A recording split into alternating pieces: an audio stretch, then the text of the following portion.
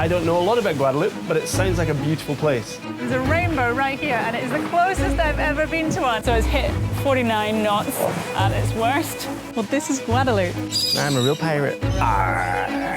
Real life flambingos. They're hysterical.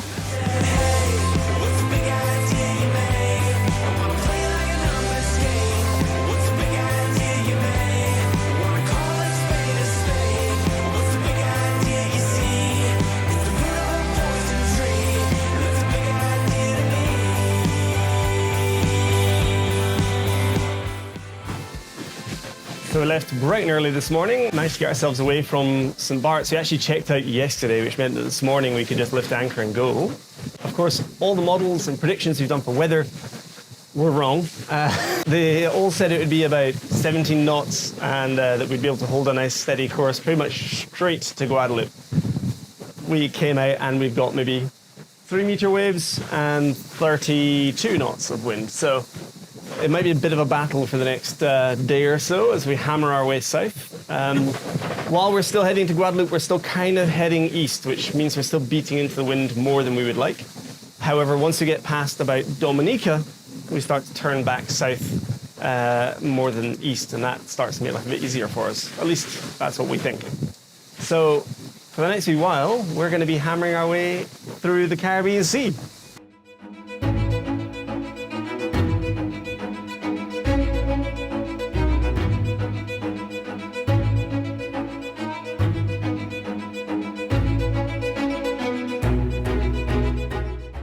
Behind us here is St Barth's. Just way over there in the distance, you can still see St Martin, where we were the other week. And hazy out in the distance here are some of the other islands like Statia, Saba. We're going to be passing St Kitts on the way. We're going to be passing Antigua on the way, Barbuda, all sorts of places that we'd love to be able to stop, but due to current conditions and the C word, we're not allowed. So Guadeloupe it is.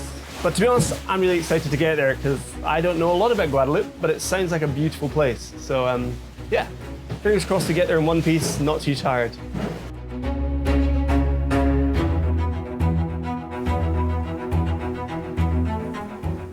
So Bry's just gone down for a nap before her shift. We're pretty much lunchtime now, 12:30. The wind has been properly squirrely. We're getting from like 20 to 30 knots gusting between, and big waves to help us out. So it's been annoying. We've had to make a lot of little changes. So we're now, for those of you who care, 2 reefs on our main, and it's weird, we're out of balance. We've almost got the full Genoa out. So with all of that, in what is now 27 knots, we're making, we're making like 4.5, 5 knots over ground, which is slow. Basically, that means that it'll be tomorrow afternoon that we get there, I reckon, give or take. And it'll be most of the journey bouncy like this. We've just been heading southeast, pootling along quite well, kind of averaging 4 or 5 knots. Suddenly the wind has just dropped from a steady 25 down to kind of 14, 15. So we're going to shake out another reef on the main and hope that the wind doesn't pick up again as soon as we do that.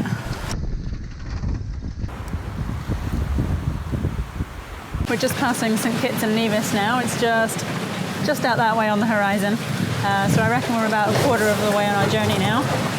St Kitts is one of the islands that I really wanted to visit while we were out this way, but just because of the current situation, it hasn't been possible. So fingers crossed we might be able to come back this way sometime, and I'll work my way to its shores one day. But thank you to our patrons. They helped us decide where to go. And here we are on our way to Guadeloupe. So if you want to be part of our journey, go check us out on patreon.com/redseas. And there you can get behind the scenes footage, you can get real-time updates of where we are and where we're heading, and you get to help us choose our journey and where we go next. So go check it out.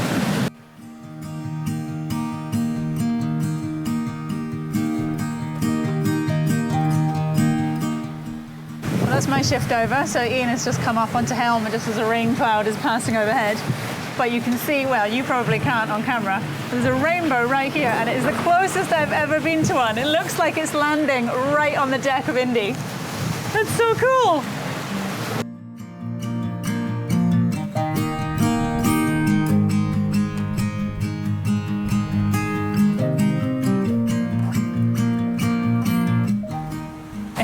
o'clock in the morning. We're just passing Redonda on that side and Antigua on our port. The weather's been fairly stable. We've had a few squalls come through, generally sitting like 25, 30 knots, not the 17 knots that was forecast. We knew that was a lie, you never see that here. Yeah, so it's hit 49 knots at its worst, but we have weathered it through and it's not been too bad. I've put on my cold weather gear, which in the Caribbean means slightly longer shorts and a t-shirt with sleeves. Oh my goodness, I'm not going to cope when we next see a Scottish winter. But now we've swapped over, Iain's on helm, and I need to get some sleep, so good night. See you in the morning. Well, it has been quite some time coming, but land ho, we have finally made it within view of Guadeloupe. And actually, I have to say, I'm already loving it. I can see a windmill farm, a whole pile of wind turbines. There seems to be lots of little islands we can explore. And if you haven't seen Guadeloupe on a map, it's kind of bow tie shaped or butterfly shaped. It's the Butterfly Island. So we had a few options where to make land, but I think what we're going to do is we're going to head down the inside coast, the west coast, and find ourselves a check-in harbour somewhere in there, just to give us a bit more shelter. I took over from Brioni early-ish this morning around, when did I take over? Around 7 o'clock in the morning, I think it was. She did the proper graveyard shift and had a pretty rough time of it, I gather. Whereas I've had a bit more fun because the sun's been up, so I've been able to mess around with the sails and get things right for what we needed. So we are cruising along quite happily at 7 knots. I'm starting to see some of the statistics coming through. So since we left St Barth, we've managed to do an average speed of 4.8 knots. We've pretty much held a course of 146 degrees true, which any of you guys who are sailors out there will kind of know what that means relative to the wind. We've pretty much held the wind at 60 degrees to the boat as well, apparently. It's actually been a really good sail. If it wasn't for the waves that were smashing into the side of the boat all night, we'd probably be doing a lot better right now, but as you can see from the bags under my eyes and the fact that Brioni's passed out inside with the eye mask on, it's been quite a long haul. So yeah, really pleased to be getting here at last.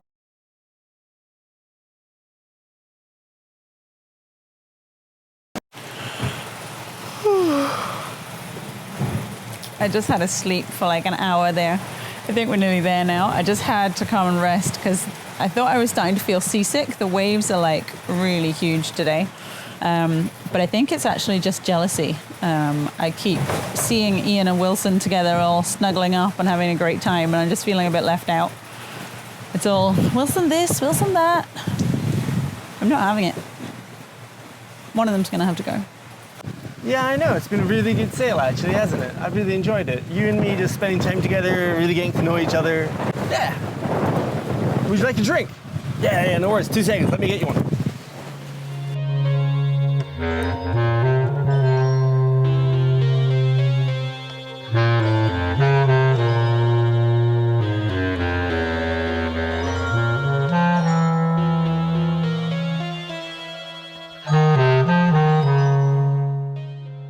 Here you go, buddy. Wilson? Wilson? Wilson? Wilson!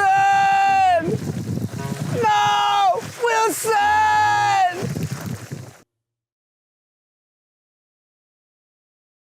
Well, this is Guadeloupe, and it looks so different from anywhere we've been so far. It's just so green and lush and hot and humid and rainforesty and stuff. So today we find ourselves in some botanical gardens, not quite the same as the little botanical discovery trail in St Barth. So yeah, we're going to wander around here today, and I'm such a child. Iain has bought me some fish food and parrot food and goat food and everything so that we get to be children and feed the animals. Let's go find the koi.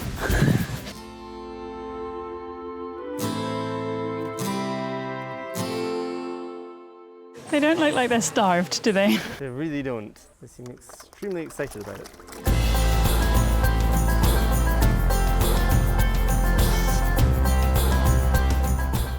So the crossing was fairly lumpy again, but we managed to drop anchor in this tiny little fishing town by the name of Deshaies. I keep saying it wrong. It's kind of written funny as well. Deshaies. I think it's written. But yeah, it's been really nice. The wind kind of died as soon as we arrived, so it was amazingly flat. And we figured we'd do some exploring in this amazing garden. Ultimately, I want to get to flamingos. I've never seen flamingos and I'm really excited.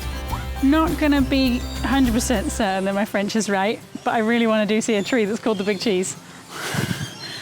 And then there's some parrots, and we have food for parrots. Let's see everything! Hey, little buddy. Yeah, hello. I'm a real pirate. Hello. Look on my shoulder.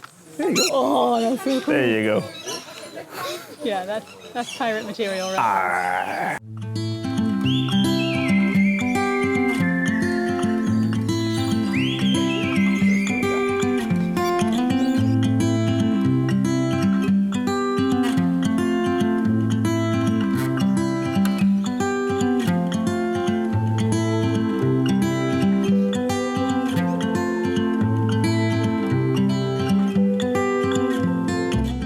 If you had a parrot, what would you name it?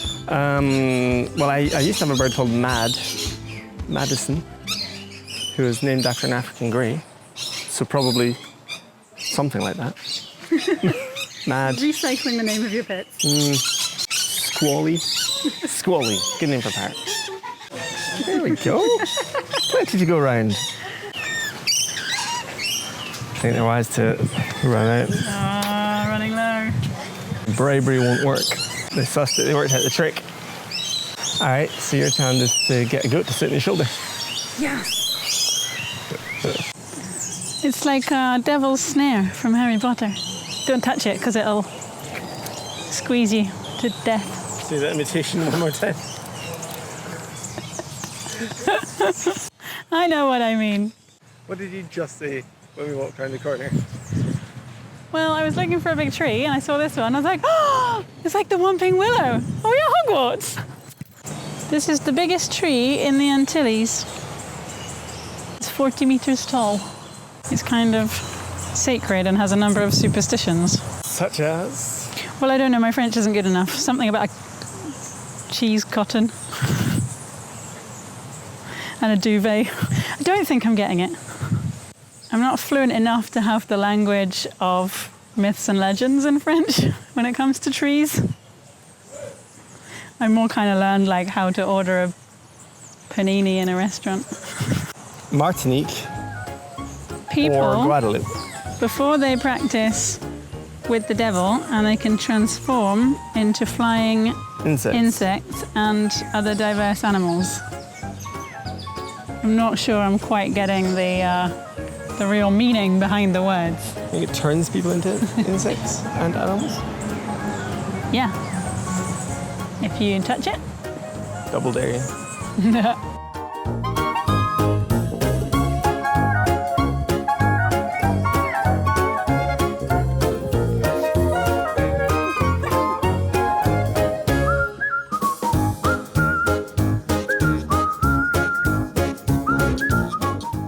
I mean, it's quite cool. Big tree.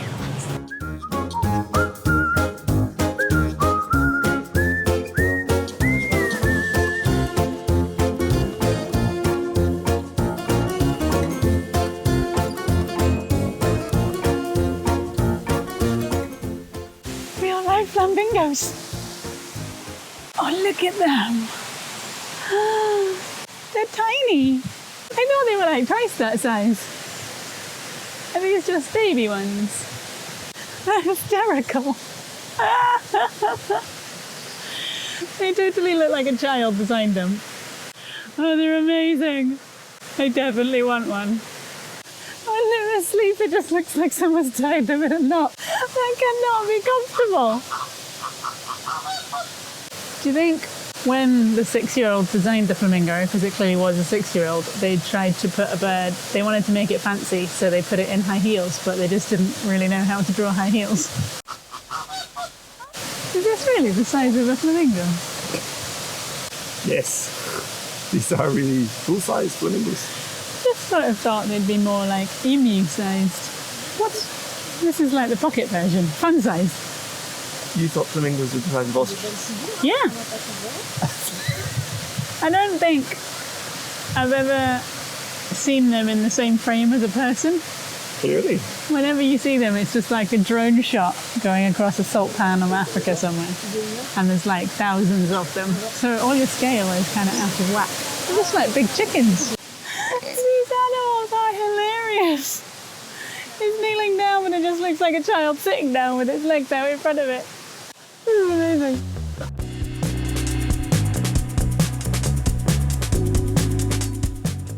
So I think I finally managed to convince Brioni that these are full-sized flamingos.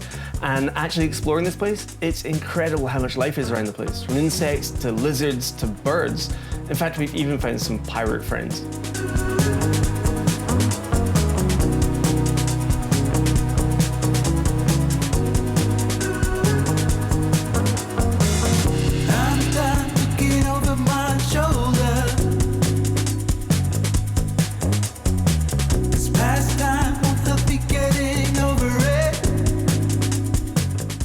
I love it that we have to come to the kids' play park to come and feed the goats. And we found them. At least we feel at home.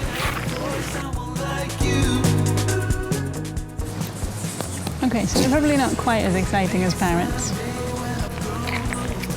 Oh, yum, yum, yum, yum, yum. Yum, yum, yum, yum, yum. Looking back on it all, maybe I can see what was broken. Well, for a first impression, I feel like Guadeloupe is scoring really highly. That was really cool. Absolutely, yeah. I mean, botanic gardens in the UK don't normally have feeding parrots and goats and things. No, that definitely made, like all the boring plants and flowers more exciting. Laughing at flamingos and getting a pet parrot on your shoulder and, okay, feeding goats is maybe like slightly more tame, but... Minging. No, that was cool. I wouldn't normally say I won for a botanic garden, but yeah, I'll have that one. All right.